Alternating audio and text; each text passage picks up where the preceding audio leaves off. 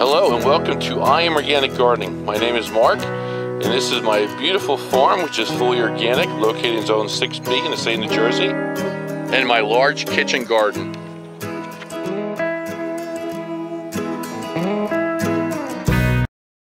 And today I'd like to share with you why cucumbers fail. I have 2 rows of cucumbers. We'll start with the ones in the back in my large kitchen garden here. And then we are separated. I have 4 different varieties in that row. And then it's separated by some yellow squash. And up front here is another row that's 50 feet long like the other one. And that is my cucumbers that I use for pickles, that are specific varieties that I grow especially just for pickling.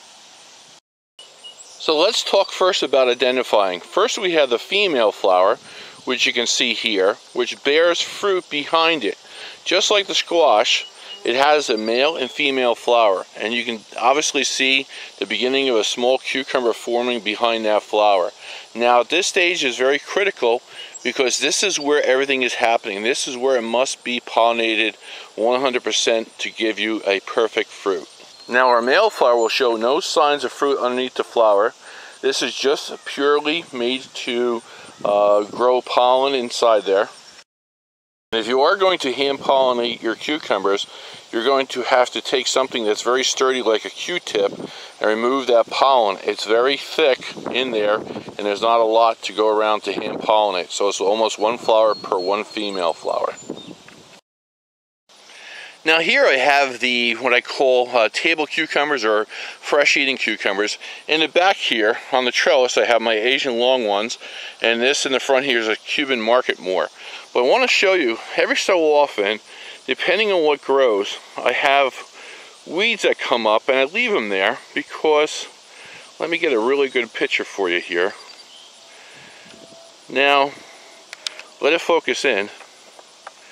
You can see that there's holes inside all those weeds. I call that my trap crop. Now basically the cucumber beetles will go in there and other things, Mexican bean beetle will go in there and start eating that weed instead of growing my cucumbers. And I've learned over the years, and here's a better example on this weed here. Now you can see how much they have gone to town and eat this weed away and left my other prize crop alone. Now it's been working for me, so there's every so often I will clean up my beds, but I will also make sure that I leave certain weeds in there because they really do an excellent job in maintaining the health for my other plants. And also too, the best one I like, and it's done blooming already, is buckwheat. Now you can look down this row and you can see there's a few weeds in there that I leave in there. The weeds, what they do is give it a different, let's say, background of harboring other beneficial insects. Instead of just a monocrop of just pure cucumber leaves, the leaves will attract in, weeds will attract in your praying mantis and your ladybugs. They need a home, which will be those weeds, and they also need to feed on other things on there. So if the bugs are coming to those weeds that are going to be eaten by the bugs, now they're there also waiting for those bugs to show up and have a place to be eating all the time. And then in turn, when the cucumber plant is getting attacked by other things and they start sending out a signal to other plants, through mycorrhizal fungi in the ground, they will also alert the other predators in the area to come and start chewing on the bad bugs that are going after the cucumber plants themselves. And plus, it doesn't cost anything to grow weeds in your garden. So let a few grow every so often. It's a great habitat for those beneficial insects. So why do cucumbers fail? You can see here I have a couple different examples. Starting on your left hand side, I have 4 market more, which is the large ones in the back here. And then I have, this one's a cute little one, it's very tasty, it's called lemon cucumbers. I have some of my pickling variety. I think this is Northern Pickles. And this is a bad one, which I'll show you why it doesn't do well, or there's a problem with it. And then we have your Asian long ones. Now these are a little bit too curly for me. It should be straight like this, and this even curls a little bit too much to market. So I will show you why this is happening to them, and it has nothing to do with diseases. So I'm going to collect all these up a little bit and bring them in the house so I can get a better picture for you, and also a little more quiet so you can see what's going on. And I'll show you exactly why they're deforming a little bit. Here we have two of the same variety of pickling cucumbers off the same plant. Now we have one that's perfect on the left hand side, and on the right hand side we do not.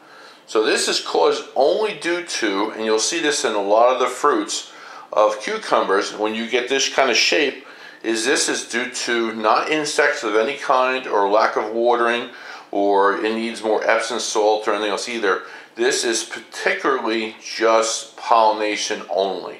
And I'll show that and prove that to you in just a little bit. So let's move this aside, and then what we're going to do with this one is cut it right down the middle. Now let's open it up. Now you can see here, on the outer side of the cucumber here, you can see all the seeds are forming, and thus all this tissue grows.